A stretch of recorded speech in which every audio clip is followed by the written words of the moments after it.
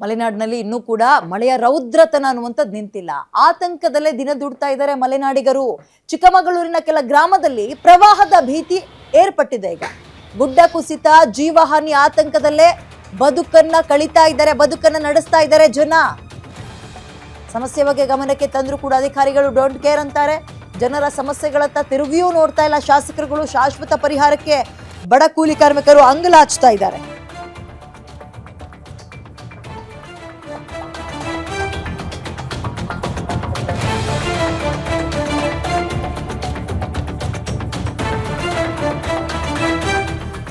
ಮಲೆನಾಡಿನಲ್ಲಿ ಮಳೆ ಅವಾಂತರಗಳು ಒಂದ ಎರಡ, ಪ್ರತಿ ವರ್ಷವೂ ಕೂಡ ಇಂಥದ್ದಿರುತ್ತೆ. ಗುಡ್ಡ ಕುಸಿತಗಳು ಆಗ್ತಾನೆ ಇರುತ್ತೆ.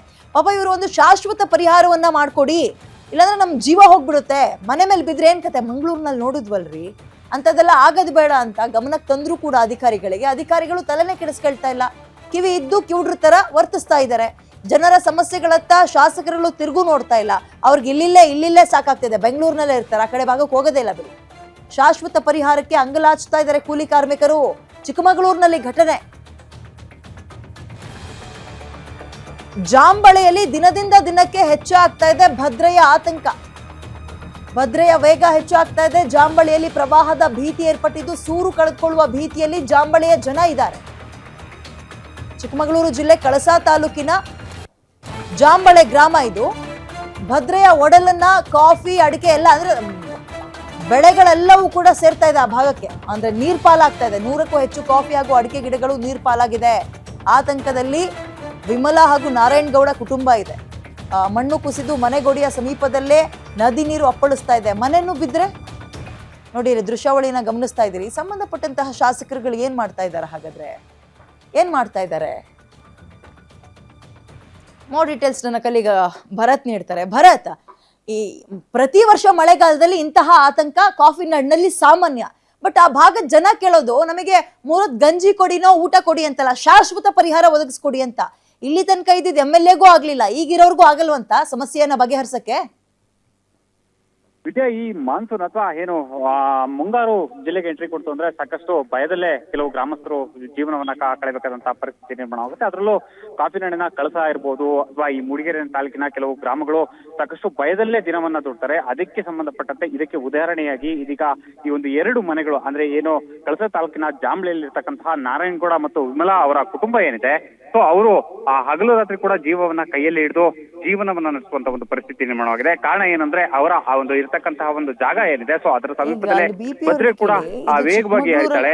ಅದ್ರ ಜೊತೆಗೆ ಈ ಒಂದು ಭದ್ರೆ ಏನು ಹರಿತಾ ಇದೆ ಅದರ ಒಂದು ನೀರಿನ ರಭಸಕ್ಕೆ ಅಲ್ಲಿರ್ತಕ್ಕಂತಹ ದರೆ ಸಂಪೂರ್ಣವಾಗಿ ನೀರಿಗೆ ಕೊಚ್ಚಿ ಹೋಗ್ತಾ ಇರುವಂತದ್ದು. ಹಾಗೇನೆ ದಿನದಿಂದ ದಿನಕ್ಕೆ ಈ ಒಂದು ಕೊಚ್ಚಿ ಹೋಗುವಂತ ಪ್ರಮಾಣ ಕೂಡ ಏರಿಕೆ ಆಗ್ತಿದೆ. ಇದರಿಂದಾಗಿ ಇವರು 2 ಕುಟುಂಬಗಳು ಮನೆಯನ್ನ ಕಳೆದುಕೊಳ್ಳುವಂತ ಒಂದು ಭೀತಿ ಕೂಡ ಉಂಟಾಗಿರುವಂತದ್ದು. ಕಾರಣ ಏನಂದ್ರೆ ಈ ಒಂದು ನಾರಾಯಣಗೌಡ ಮತ್ತು ವಿಮಲಾ ಕುಟುಂಬ ಏನಿತ್ತು, ಸಾಕಷ್ಟು ವರ್ಷಗಳ ಹಿಂದೆ ಕುದುರೆಮುಖ ಅಭಯಾರಣ್ಯ ವ್ಯಾಪ್ತಿಯಲ್ಲಿ ವಾಸವನ್ನ ಮಾಡ್ಕೊಂಡಿದ್ರು. ಸೊ ಆ ಸಂದರ್ಭದಲ್ಲಿ ಅಲ್ಲಿ ಸರ್ಕಾರ ಅವರನ್ನ ತೆರವುಗೊಳಿಸಿದಂತ ಸಂದರ್ಭದಲ್ಲಿ ಈ ಜಾಂಬಳೆಯಲ್ಲಿ ಅವರಿಗೆ ಒಂದು 2 ಎಕರೆ ಜಮೀನು ಜೊತೆಗೆ ಮನೆಯನ್ನ ನೀಡಲಾಗಿತ್ತು. ಸೊ ಈ ಕೊಟ್ಟಂತಹ ಮನೆಯೂ ಕೂಡ ಇದೀಗ ಕಳೆದುಕೊಳ್ಳುವಂತ ಒಂದು ಭೀತಿ ನಿರ್ಮಾಣವಾಗಿದೆ. ಜೊತೆಗೆ ಸಾಕಷ್ಟು ಬಾರಿ ಅಧಿಕಾರಿಗಳಿಗೆ ಮನವಿಯನ್ನು ಕೊಟ್ಟರು ಕೂಡ ಯಾವುದೇ ರೀತಿಯ ಸ್ಪಂದನೆ ಸಿಕ್ಕಿಲ್ಲ ಅಂತಕ್ಕಂಥ ಒಂದು ಮಾತುಗಳನ್ನು ಕೂಡ ಹೇಳ್ತಾ ಇರುವಂತದ್ದು. ಹಾಗಾಗಿ ಅಲ್ಲಿರ್ತಕ್ಕಂಥ ಈ ಕುಟುಂಬಗಳು ಈಗಾಗಲೇ ಇಲ್ಲಿರ್ತಕ್ಕಂಥ ಶಾಸಕರು ಒಮ್ಮೆ ಗಮನ ಹರಿಸಿ ನಮಗೆ ಶಾಶ್ವತವಾದಂತಹ ಒಂದು ಪರಿಹಾರವನ್ನ ಕಲ್ಪಿಸಿಕೊಡಿ ಅಥವಾ ಇಲ್ಲಿಂದ ಬೇರೆ ಕಡೆಗೆ ಸ್ಥಳಾಂತರ ಮಾಡ್ಕೊಡಿ ಅಂತಕ್ಕಂಥ ಒಂದು ಮನವಿಯನ್ನು ಕೂಡ ಗ್ಯಾರಂಟಿ ಮುಖಾಂತರ ಮಾಡ್ತಿರುವಂತದ್ದು.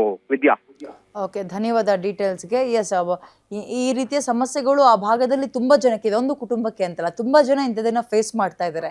ಬಟ್ ಹೇಗಾಗುತ್ತೆ ಅಂದ್ರೆ, ಇವರು ಆರಂಭದಲ್ಲಿ ಕೇಳ್ತಾರೆ, ಮಳೆಗಾಲ ಮುಗಿತಾ ಇದ್ದಂತೆ ಅಧಿಕಾರಿಗಳ ಆ ಕಡೆ ಗಮನ ಹರಿಸಲ್ಲ. ಶಾಸಕರುಗಳಂತೂ ಬಿಡಿ, ಇದ್ರ ಬಗ್ಗೆ ತಲೆನೇ ಕೆಡಿಸ್ಕೊಳ್ಳಲ್ಲ ಅವರು. ಅವ್ರಿಗೆ ಇದರಿಂದ ₹1 ಉಪಯೋಗನೂ ಇಲ್ಲ, ಬಂದ್ ತಲೆ ಕೆಡಿಸ್ಕೊಳ್ಳಲ್ಲ ಅವರು. ಬಟ್ ಈಗ ಇವ್ರದೊಂದು ರೀತಿ ಅರಣ್ಯ ರೋದನ ಆಗ್ಬಿಟ್ಟಿದೆ. ಪ್ರತಿ ವರ್ಷ ಮಳೆಗಾಲದಲ್ಲೂ ಇವ್ರ ಕೈಕಾಲು ಇಟ್ಕೋಬೇಕಲ್ಲ, ದುಡಿಯೋದು ಅವ್ರ ತೋಟದಲ್ಲಿ ದುಡಿತಾರೆ, ಜೀವನ ಮಾಡ್ತಾರೆ. ಬಟ್ ಏನಾದ್ರು ಹೆಚ್ಚು ಕಡಿಮೆ ಆದ್ರೆ ಪ್ರವಾಹ ಬಂದು ನಮಗೆ ಬೇರೆ ಕಡೆ ಸ್ಥಳಾಂತರ ಮಾಡ್ಕೊಡಿ ಅಂತ ಜಾಗ ಕೇಳ್ತಾ ಇದ್ರು ಬಾಯ್ ಬಿಟ್ಟು. ಇದ್ರ ಬಗ್ಗೆ ಕೆಪ್ರಾಗ್ಬಿಟ್ಟಿದ್ದಾರೆ ಅಲ್ಲಿನ MLAಗಳು ಅಥವಾ ಗ್ರಾಮದ ಅಧಿಕಾರಿಗಳು. ಅಂದ್ರೆ ಬಾರಿ ಕಷ್ಟ ಆಗುತ್ತೆ. ಸುಂದರೇಶ್ ಅಂತ ಗ್ರಾಮಸ್ಥರೊಬ್ರು ದೂರವಾಣಿ ಸಂಪರ್ಕಕ್ಕೆ ಸಿಕ್ಕಿದ್ದಾರೆ, ಕೇಳೋಣ. ಸರ್ ನಮಸ್ತೆ. ನಮಸ್ತೆ ಮೇಡಮ್. ನಮಸ್ತೆ. ಏನ್ ಸಮಸ್ಯೆ ಸರ್ ಮಳೆಗಾಲ ಬಂದ್ರೆ ಆ ಭಾಗದಲ್ಲಿ? ನಮ್ಮ ಚಿಕ್ಕಮಗಳೂರು ಜಿಲ್ಲೆಗೆ ಒಂದು ಶಾಪ ಅಂತ ಕಾಣಿಸುತ್ತೆ ಇದು. ಪ್ರತಿ ಮಳೆಗಾಲದಲ್ಲಿ ಕೂಡ ಅಲ್ಲಿರುವಂತ ಜಿಲ್ಲಾಧಿಕಾರಿಗಳು ಮತ್ತು PDOಗಳು, ಅಲ್ಲಿರುವಂತ MLAಗಳು ಮೂಡಿಗೆರೆ ಕ್ಷೇತ್ರದಲ್ಲಿ ಇರಲ್ಲ. ಇವರೆಲ್ಲರೂ ಬಂದು ಐಷಾರಾಮಿ ಜೀವನವನ್ನು ಬೆಂಗಳೂರಲ್ಲಿ ನಡೆಸ್ತಾರೆ. ಈಗ ಭದ್ರಾ ನದಿ ದಡದಲ್ಲಿ ತಡೆಗೋಡೆ ಕಟ್ಟಿರುವಂತದ್ದು, ಆ ತಡೆಗೋಡೆಯಲ್ಲಿ ನೀರ್ ನಿಂತು ಆ ನೀರಿಂದ ಜರಿವಾಗಿರೋದು ಆ ಗೋಡೆಯಲ್ಲಿ. ಈಗಾಗಲೇ ಒಂದು 10ರಿಂದ 12 ಮನೆ ಇದೆ. ಮೇಡಮ್ ನಿಮ್ ಭಾಗದ MLA ಅಲ್ವಾ? ಹೌದು. ಈಗ ನಯನ್ ಮೋಟಮ್ಮನವರು ಕಳಸ ತಾಲೂಕು ನೋಡಿ ಅಲ್ಲ ಇನ್ನೂರು. ಬೆಂಗಳೂರಲ್ಲಿರೋ ಟೈಮ್ ಸಿಗುತ್ತಂತೆ ಆ ಭಾಗಕ್ಕೆ, ಈ ಟೈಮಲ್ಲಿ ಹೋಗಿ ಏನಾಗ್ತಿದೆ ಅಂತ ಕೇಳಕ್ಕೆ ಟೈಮ್ ಇಲ್ವಂತ ಮೇಡಮ್ಗೆ? ಜಾಂಬ್ಳೆಗೆ ನಯನ್ ಮೋಟಮ್ಮನವರು ಎಲೆಕ್ಷನ್ ಚುನಾವಣೆ ಪ್ರಚಾರದಲ್ಲಿ ಬಿಟ್ರೆ ಇಲ್ಲಿವರೆಗೂ ಜಾಂಬ್ಳೆ ಜನರ ಕಷ್ಟ ಸುಖವನ್ನು ಆಲಿಸುವಂತ MLAನೂ ಅಲ್ಲ. ಎಲ್ಲೋ ಒಬ್ಬರನ್ನ ಕರ್ಕೊಬಂದು ನಾವು ಇಲ್ಲಿ ಗೆಲ್ಸಿ ಕಳಿಸಿದಂಗ ಆಯ್ತು. ಹಿಂದಿನ MLA ಸರಿ ಇಲ್ಲ ಅಂತೇಳಿ ಇವ್ರನ್ನ ಗೆಲ್ಸಿದ್ರೆ ಇವರು ಕೂಡ ಅದೇ ಮಾದರಿ, ಇವರೆಲ್ಲರೂ ಒಂದೇ. ಇವತ್ತು 10 ಮನೆಗಳು ಅಲ್ಲಿ ಯಾವ ರೀತಿ ಆಗಿದೆ ಅಂದ್ರೆ, ಈಗ ಇನ್ನೊಂದು ಬಾರಿ ಏನಾದ್ರೂ ಮತ್ತೆ ಗುಡ್ಡ ಜಾರ್ತು ಅಂದ್ರೆ ಸುಮಾರು 10 ಮನೆಗಳು ಹೋಗುತ್ತೆ. ಈಗಾಗಲೇ ಒಂದು 2 ಮನೆಗಳು ಜಖಮಾಗಿದ್ದು ಸುಮಾರು 50ರಿಂದ 60 ಅಡಿಕೆ ಗಿಡ ಹೋಗಿದೆ. ಕಾಫಿ ಗಿಡ ಅಂತೂ ಎಲ್ಲ ಭದ್ರಾ ನದಿ ಪಾಲಾಗಿದೆ. ಇದುವರೆಗೂ ಅಧಿಕಾರಿಗಳಾಗ್ಲಿ MLA ಆಗ್ಲಿ ಯಾರು ಭೇಟಿನೇ ಇಲ್ಲ. ಅಂದ್ರೆ ಈ ಬಡವರು ಕೇಳುವ ಇದೇ ಇಲ್ಲ. ಇವ್ರಿಗೆ ಏನಿದ್ರು ಬರೀ ಐಷಾರಾಮಿ ಜೀವನ, ಮೋಜು ಮಸ್ತಿಲೇ ತೊಡಗಿದ್ದಾರೆ ಹೊರತು ಈ ಎಲೆಕ್ಷನ್ ಓಟಿಗೋಸ್ಕರ ಮನೆ ಮನೆ ಪ್ರವಾಸ ಬಿಟ್ರೆ ಆ ಸ್ಥಳೀಯ ಗ್ರಾಮದ ಯೋಚನೆ ಬಗ್ಗೆ, ಅಭಿವೃದ್ಧಿ ಬಗ್ಗೆ ಇವರಿಗೆ ಸ್ವಲ್ಪನೂ ಯೋಚನೆ ಇಲ್ಲ. ಯಾಕಪ್ಪ MLA ಮಾಡಿದೀವಿ ಅನ್ನೋ ಪರಿಸ್ಥಿತಿ ಆಗ್ಬಿಟ್ಟಿದೆ ನಮ್ಗೆ. ಸೋಷಿಯಲ್ ಮೀಡಿಯಾದಲ್ಲಿ ಹಾಕೊಳ್ಳೋ ಪೋಸ್ಟ್ ಗಳು ನೋಡಿದ್ರೆ ಅಲ್ಲಿಗೆ ಹೋಗಿದ್ದೆ, ಇಲ್ಲಿಗೆ ಭೇಟಿ ಕೊಟ್ಟೆ, ಈ ಸಮಸ್ಯೆ ಬಗೆಹರಿಸಿದೆ, ನಾನೇನೋ ಬಾರಿ ಚೆನ್ನಾಗಿ ಉದ್ಧಾರ ಆಗ್ತದೆ ಮೂಡಿಗೆರೆ ಅನ್ಕೊಂಡಿದ್ದೆ ನಾನು. ಮೂಡಿಗೆರೆ ಈಗ ಕಳೆದವರೊಬ್ರು 15 ವರ್ಷದಿಂದ ಉದ್ಧಾರ ಮಾಡಿ, ಇವರು ಸೋಷಿಯಲ್ ಮೀಡಿಯಾದಲ್ಲಿ ಉದ್ಧಾರ ಮಾಡೋದು ಅಷ್ಟೇನೆ. ಇವರು ಯಾವುದೇ ರೀತಿಯ ಅಲ್ಲಿರುವಂತ ಇವತ್ತಿನವರೆಗೂ ಒಂದು ಮನೆಗಳಾಗ್ಲಿ, ರೋಡ್ಗಳ ವ್ಯವಸ್ಥೆಗಳಾಗಿರ್ಬೋದು, ಜಲಜೀವನ್ ಮಿಷನ್ ಕೆಲಸಗಳಾಗಿರ್ಬೋದು ಎಲ್ಲದೂ ಕೂಡ ಯಾವುದು ಒಂದೇ ಒಂದು ಕೆಲಸಗಳು ಕೂಡ ಮೂಡಿಗೆರೆ ತಾಲೂಕಲ್ಲಿ ಆಗ್ತಾ ಇಲ್ಲ. ಯಾವುದು ಇವರಿಗೆ ಕಮಿಷನ್ ಬರುವಂತವು ಇದಾವೆ ಆ ಕೆಲಸಗಳು ಮಾತ್ರ ಮಾಡ್ತಾ ಇರೋ ಹೊರತು ಗ್ರಾಮಸ್ಥರಿಗೆ ಮತ್ತು ಅಲ್ಲಿ ಮನೆಗಳಿಗೆ 6 ವರ್ಷದ ಹಿಂದೆ ಬಿದ್ದೋದಂತ ಮನೆಗಳಿಗೆ ಇನ್ನು ಮನೆ ಕೊಟ್ಟಿಲ್ಲ ಇವರು. ಅವಾಗ ನಮ್ಮ ಪಕ್ಷ ಇರ್ಲಿಲ್ಲ ಅಂತ ಹೇಳ್ತಾರೆ. ಇವ್ರು ಯಾವ ಪಕ್ಷನಾರು ಇರ್ಲಿ, ಇವ್ರನ್ನ ಜನಪ್ರತಿನಿಧಿಯಾಗಿ ಮಾಡಿದ್ ಏನಕ್ಕೆ ನಾವು ಸರ್ಕಾರದಿಂದ ಸವಲತ್ತು ತಂದು ಕೆಲಸ ಮಾಡಿ ಅಂತ ಹೇಳಿದ್ದು.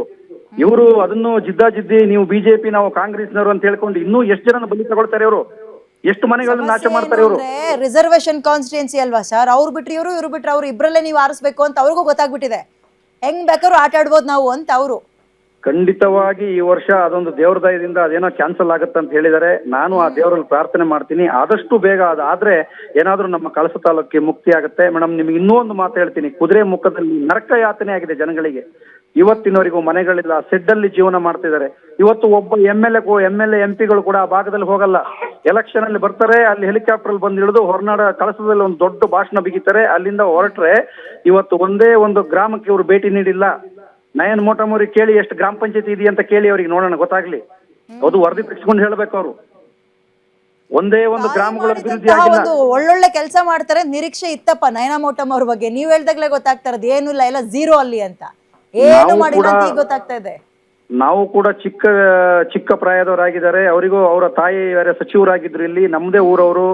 ಏನೋ ಅವ್ರು ಇನ್ನೂ ಏನೋ ಒಳ್ಳೆ ಒಂದು ಅಭಿವೃದ್ಧಿ ಮಾಡ್ತಾರೆ. ಇಲ್ಲಿ ತುಂಬಾ ಎಜುಕೇಟೆಡ್ ಆಗಿದ್ದಾರೆ, ಮತ್ತೆ ಪಕ್ಷದಲ್ಲಿ ಎಲ್ಲರಿಗೂ ಚೆನ್ನಾಗಿದ್ದಾರೆ, ಹೊಂದಾಣಿಕೆಯಲ್ಲಿ ಇದ್ದಾರೆ ಅಂತ ಹೇಳಿ ನಾವು ಕೂಡ ಅವ್ರನ್ನ ಒಂದು ಗೆಲ್ಸಿದ್ವಿ. ಆದ್ರೆ ಇವತ್ತು ಬಂದಾಗ ಅವ್ರನ್ನ ವೆಲ್ಕಮ್ ಮಾಡ್ಕೊಳಕ್ಕೆಲ್ಲ ಟೈಮ್ ಸಿಗ್ತಾ, ಆ ವೆಲ್ಕಮ್ ಮಾಡ್ಕೊಳಕ್ ಟೈಮ್ ಅಲ್ಲಿ ನಿಮ್ಮನ್ನ ಬರಿತಾ ಇದಾರೆ ಅವ್ರು ಅಷ್ಟೇ. ಮಿನಿಸ್ಟರ್ಗಳು ಬಂದಾಗ ಅವ್ರನ್ನ ವೆಲ್ಕಮ್ ಮಾಡ್ಕೋಬೇಕಲ್ಲ ಸರ್, ಅಲ್ಲಿ ಮಾಡ್ಬೇಕಲ್ಲ. ತೋರಿಕೆಗೆ ಮಾತ್ರ ತೋರಿಕೆಗೆ ಇವ್ರದ್ದು ಸೋಷಿಯಲ್ ಮೀಡಿಯಾ ವರ್ಕ್ ಆಗುತ್ತೆ ಹೊರತು ಅಭಿವೃದ್ಧಿ ಮಾಡಿರೋ ತೋರಿಸಿ. ಇವತ್ತು ಹಿರೇಬೇಲ್ ಕೆಮ್ಮಕ್ಕಿಟ್ಟು ಹಿರೇಬೇಲ್ ರೋಡ್ ಅಲ್ಲಿ 1/2 ಕಿಲೋಮೀಟರ್ ಇನ್ನೂ ಸೋಷಿಯಲ್ ಮೀಡಿಯಾಗಳಲ್ಲಿ ಮೂಡಿಗೆರೆ ಉದ್ಧಾರ ಆಗಿರೋದು ಇಷ್ಟೇ. ಅವ್ರು ತೋರಿಸ್ತಾ ಇರೋದೆಲ್ಲವೂ ಸುಳ್ಳು, ಮೂಡಿಗೆರೆ ಉದ್ಧಾರ ಆಗ್ತಾ ಇರೋದು ಹಿಂಗೆ ಅಂತ ಹಾಕಿ ಸೋಷಿಯಲ್ ಮೀಡಿಯಾದಲ್ಲಿ ನೀವುಗಳು ಖಂಡಿತವಾಗಿ ಅಭಿಯಾನ ಸ್ಟಾರ್ಟ್ ಮಾಡ್ತೀವಿ. ಈ ವರ್ಷ ಬಹಳ ಮಳೆ ಆಗುತ್ತೆ. ಹಾಗಾಗಿ ಮೂಡಿಗೆರೆ ಕ್ಷೇತ್ರ ಕಳಸ ತಾಲೂಕಂತೂ ತುಂಬಾ ಕ್ರಿಟಿಕಲ್ ಪರಿಸ್ಥಿತಿಯಲ್ಲಿದೆ. ಇನ್ನಾದ್ರೂ ನಯನ್ ಮೋಟಮ್ ಅವ್ರಿಗೆ ಹೇಳ್ತೀನಿ, ನಿಮ್ಮ ಪೋಸ್ಟರ್ಗಳು ಸೋಷಿಯಲ್ ಮೀಡಿಯಾದಲ್ಲಿ ಆಡೋದನ್ನು ಬಿಟ್ಟು ನೀವು ಗ್ರಾಮಕ್ಕೆ ಪ್ರವಾಸ ನೀಡಿ, ಅಥವಾ PDOಗಳನ್ನ ಕರೆಸಿ ಒಂದು ಮೀಟಿಂಗ್ ಮಾಡಿ, ಜಿಲ್ಲಾಧಿಕಾರಿಗಳನ್ನ ಕರೆಸಿ ಒಂದು ಮೀಟಿಂಗ್ ಮಾಡಿ, ಹೊಳೆ ಬದಿ ಇರುವಂತವ್ರನ್ನೆಲ್ಲ ಶಿಫ್ಟ್ ಮಾಡಿ ಬೇರೆ ಕಡೆಗೆ ಸ್ಥಾನಮಾನ ಕೊಡಿಸಿ ಅವರಿಗೆ. ಇನ್ನೂ ಕೂಡ ಸುಳ್ಳೇಳಿ ಅದು ಎಷ್ಟು ಜನನ ಬಲಿಪಶು ಮಾಡ್ಕೊಳ್ತೀರಿ, ಎಷ್ಟು ಜನ ಬಲಿ ತಗೊಳ್ತೀರಿ. ಈ ಸಾವಿನಲ್ಲಿ ರಾಜಕೀಯ ಮಾಡೋದಕ್ಕೆ ನಿಮ್ಗೆ ಯಾವ ನೈತಿಕತೆ ಇದೆ ಅಂತ ನಾನು ಹೇಳ್ತಾ ಇದ್ದೀನಿ. ನಿಮ್ಗೆ ಎಲ್ಲರಿಗೂ ಸಾವಿನಲ್ಲೇ ರಾಜಕೀಯ ಬೇಕಾ? ನೋಡೋಣ ಸರ್, ಈ ಸುದ್ದಿ ಆದ್ಮೇಲಾದ್ರೂ ಗಮನ ಹರಿಸ್ತಾರಾ ಅಥವಾ ಅದೇ ಉದ್ದಟತನ ಮುಂದುವರ್ಸ್ಕೊಂಡು ಸೋಷಿಯಲ್ ಮೀಡಿಯಾದಲ್ಲಿ ಮಾತ್ರ ಫೇಮಸ್ ಆಗಕ್ ನೋಡ್ತಾರ ಅಂತ ಕಾದ್ ನೋಡೋಣ. ಥ್ಯಾಂಕ್ ಯು ಗ್ಯಾರಂಟಿ ನ್ಯೂಸ್ ಜೊತೆಗೆ ಮಾತಾಡಿದ್ದಕ್ಕೆ. ದರೆ ಜರ್ದಿರೋ ವಿಷಯ ಮೊನ್ನೆ ತಾಲೂಕ್ ಕಚೇರಿಯಿಂದ ಬಂದಿದ್ದಾರೆ, ಅವರು ಬಂದು ನೋಡ್ಕೊಂಡು ಹೋಗಿದ್ದಾರೆ, ಗ್ರಾಮ ಪಂಚಾಯತಿಯವರು ಬಂದಿದ್ದಾರೆ, ಸ್ಥಳೀಯ ಜನಪ್ರತಿನಿಧಿಗಳು ಬಂದೆಲ್ಲ ನೋಡಿ ಹೋಗಿದ್ದಾರೆ. ಏನ್ ಸಮಸ್ಯೆ ಆಗಿದೆ ಅಂತ ಹೇಳಿದ್ರೆ, ಗ್ರಾಮ ಪಂಚಾಯತಿಯವರಿಗೆ ಏನು ಕೆಲಸ ಇಲ್ಲಿ ಮಾಡಕ್ ಆಗ್ತಿಲ್ಲ. ಯಾಕಂದ್ರೆ ಅವರಿಗೆ ಚುನಾವಣೆಗೆ ಇಲ್ಲಿದ್ದು ಓಟು ಗ್ರಾಮ ಪಂಚಾಯತಿಗೆ ಸೇರುತ್ತೆ. ಬಟ್ ಯಾವುದೇ ಸರ್ಕಾರಿ ದಾಖಲೆಗಳಲ್ಲಿ ಇಲ್ಲಿ ಗ್ರಾಮ ಪಂಚಾಯತಿ ಅಂತ ಎಲ್ಲೂ ನಮೂದಾಗಿಲ್ಲ. ಎಲ್ಲ ಕಡೆ ನೋಟಿಫೈರಿ ಅಂತ ಆಗಿದೆ. ನೋಟಿಫೈರಿಗೆ ಹೋದ್ರೆ ಎಷ್ಟೋ ವರ್ಷದಿಂದ ಜಾಂಬಳೆ ಮನೆಗಳಿಗೆ ಯಾವುದಕ್ಕೂ ಕೂಡ ಕಂದಾಯ ಕೂಡ ಕಟ್ಸ್ಕೊಳ್ತಾ ಇಲ್ಲ. ಹಾಗಾಗಿ ಯಾವುದೇ ಒಂದು ವಿದ್ಯಾರ್ಥಿಗಳಿಗಾಗ್ಲಿ, ಈಗ ಒಂದು ಏನಾದ್ರು ಒಂದು ಸ್ಕಾಲರ್ಶಿಪ್ ಬೇಕು, ಅಥವಾ ಈಗ ಯಾರ್ದೋ ಮನೆ ಬಿದ್ದೋಗಿದೆ, ಹೊಸ ಮನೆ ಕಟ್ಬೇಕಂತ ಹೇಳಿದ್ರೆ ಬ್ಯಾಂಕಲ್ಲಿ ಲೋನ್ ಬೇಕಂತ ಹೇಳಿದ್ರೆ ಕಂದಾಯ ಕಟ್ಟಿ ರಸೀದಿ ತನ್ನಿ ಅಂತ ಹೇಳ್ತಾರೆ. ಕಂದಾಯ ಕಟ್ಟಿ ರಸೀದಿ ಕೇಳಕ್ ಹೋದ್ರೆ ತಾಲೂಕು ಆಫೀಸಲ್ಲಿ ಇದು ನೋಟಿಫೈರ್ ನಿಮ್ದು ಆ ಕಡೆ ಹೋಲ್ಡ್ ಆಗಿದೆ, ಅದೇನೋ ಯಾರೋ ಒಂದ್ಸರಿ ದುಡ್ಡೆಲ್ಲ ಇದ್ ಮಾಡಿ ಎಷ್ಟೋ ಕೋಟಿ ಹೊಡೆದಿರತ್ತೆ, ಅದ್ರ ನಂತರ ಹೋಲ್ಡ್ ಆಗಿದೆ ಅಂತ ಆ ಕಾರಣ ಕೊಡ್ತೇವೆ. ಬಟ್ ಜನಗಳು ಏನ್ ಮಾಡ್ಬೇಕು, ಒಂದ್ಸರಿ ಈಗ ಕುದುರೆಮುಖದಲ್ಲಿ ಎಲ್ಲರನ್ನು ಒಕ್ಲೇಪ್ಸಿ ಇಲ್ಲಿಗೆ ತಂದು ಕೂರ್ಸಿದ್ರು, ಇಲ್ಲಿ ಕೂರ್ಸಿ ಈಗ ಕಂಪ್ನಿ ಮುಚ್ಚೋಯ್ತು. ಸರ್ ಈಗ ಹೇಳ್ಬೇಕಾದ್ರೆ ನಮ್ಮಲ್ಲಿ ಈಗ ಮಳೆ ಶುರುವಾಗಿದೆ, ಈಗ ಸ್ಟಾರ್ಟಿಂಗು ಈಗ ಒಂದು 5-6 ದಿವಸ ಆಯ್ತು. ರಾತ್ರಿ ನಮ್ಮನೆ ಪಕ್ಕದಿಂದ ತೆರೆ ಜಾರ್ತಾ ಇದೆ.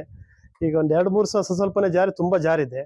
ಆ ಭದ್ರಾ ನದಿನೂ ಬಾರಿ ತುಂಬಾ ಹರಿತಾ ಉಂಟು. ಇನ್ನೇನು ಮನೆ ಹತ್ತತ್ರ ತನಕ ಬಂದಿದೆ ತೆರೆ ಜಾರಿ. ಇನ್ನೊಂದು ಸ್ಟೆಪ್ ಜಾರಿದ್ರೆ ಮನೆನೇ ಬೀಳೋ ಒಂದು ಇದ್ರಲ್ಲಿದೆ, ತೊಂದರೆಯಲ್ಲಿ ಸಿಕ್ಕಾಕೊಳ್ತೀವಿ ನಾವು. ಹಾಗೆ ನಮ್ಗೆ ಬೇರೆ ಇನ್ನೇನು ಒಂದು ಉದ್ಯೋಗ ಅಂದ್ರೆ ನಾವು ಕೂಲಿ ಮಾಡ್ಕೊಂಡಿರೋದು. ನಾವು ಮೊದಲೇ ಕುದುರೆಮುಖದಲ್ಲಿ ಇದ್ದವರು.